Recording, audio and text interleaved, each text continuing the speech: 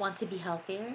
In the land of the free, we have access to all sorts of foods and products that are supposed to help us lose the muffin top and get our daily recommended nutrients. Whatever the hot trend may be, there's always an obstacle that will arise. Most commonly, this obstacle that we face is asking ourselves a simple question: is this food really good for you? As the research for a healthier me began, I noticed three ideas that kept repeating themselves in my research, causing me to further investigate them. The dreaded misunderstood organic phenomenon. Sugar is hiding in everything, in tiny little morsels called seeds. The idea is that through learning about these three food concepts, your health could increase and your waistline decrease. Easier said than done, I know, but one step at a time, and these ideas could be everyday living. Not to say you'll always be in a healthy mode. You'll want to celebrate, you'll want to treat yourself. But no matter how little or how much you incorporate this, you'll see results and you'll feel better. First off, the organic trend. What does this mean? This term applied to produce in today's lingo defines as not having pesticides or synthetic fertilizers, GMO, or ionizing radiation, according to organic.org. Having said that, why is this important? This is important because prolonged exposure could increase odds for health concerns in the future. Now that there's an established reason to listen, the pessimist would state that organic is just simply too expensive, and while yes, that is true, but this is because more time, love, and care go into this produce. In the beginning of my research, I didn't know how to go about figuring out what to buy organically and what not to worry about. But not to worry, there's a trending guide called the Dirty Dozen and the Clean 15 to help you sort out what to put together on your grocery list. This list was put together by the environmental service industry, and it states that the Dirty Dozen is apples, grapes, cherries, tomatoes, cucumbers, potatoes, peaches, nectarines, celery, spinach, sweet bell peppers, snap peas, and kale. These all need to be organic because they tested high in pesticide when they were tested by the USDA. The ones you don't have to worry about is the Clean 15: avocados, sweet corn, mango, pineapple, sweet potatoes, cauliflower, eggplant, grapefruit, cantaloupe, kiwi, papaya, asparagus, onion, frozen sweet peas, and cabbage. A rule of thumb is that if it's the outer layer and there's a shell, there's not a high concern to buy organically. But if you're going to eat it the way it comes from the earth, you might want to consider buying an organic version.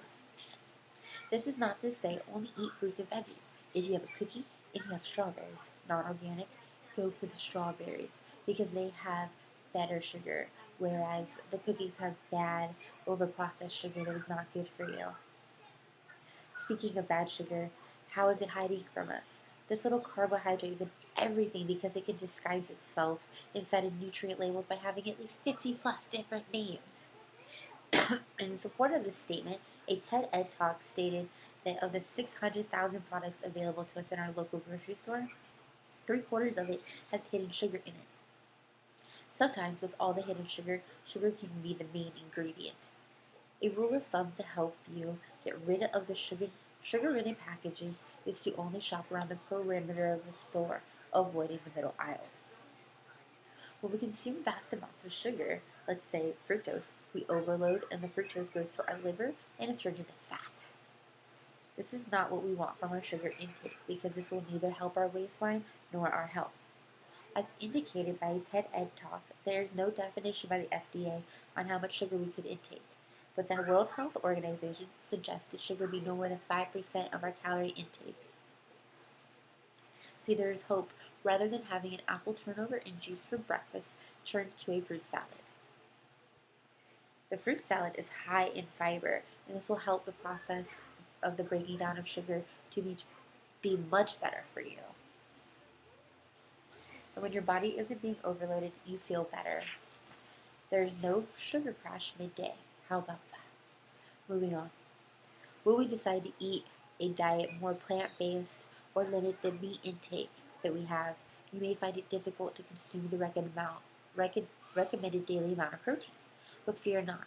As stated by a Time article, you can add a single serving of various kinds of seeds into your diet and get not only protein but much more. For example, within the article, it cites that hemp offers 5 grams of protein and 10 grams of fiber per ounce serving. Flax can offer up to 8 grams of fiber and aid in digestion. Chia can offer up to 10 grams of fiber and 5 grams of protein, in addition to fatty omega-3 acids and calcium. Pumpkin seeds are an excellent no-sugar snack, and the best part is that they have 10 grams of fiber per serving. All in all, going forward with our eating habits, going back to basics seems to have our best interest in mind. Deciphering the organic phenomenon can be tricky, but follow the rule of thumb and you will be on your way to promoting a cleaner agriculture.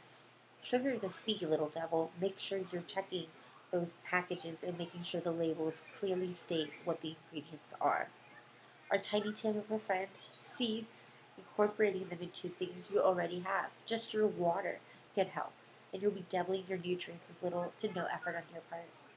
You see, through these 3 food concepts, you have greatly increased your odds of slimming your waistline, and you have significantly decreased your health concerns to a better you.